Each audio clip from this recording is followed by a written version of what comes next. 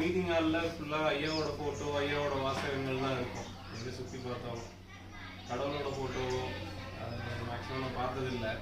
ஐயாவோட ஃபோட்டோஸ், ஐயாவோட வாசகங்கள் தான் எங்கள் மீட்டிங் ஹால் ஃபுல்லாக சுற்றியே இருக்கும். அது நிறையா கோல்டன் வேர்ட்ஸ் நிறையா இருக்கும்.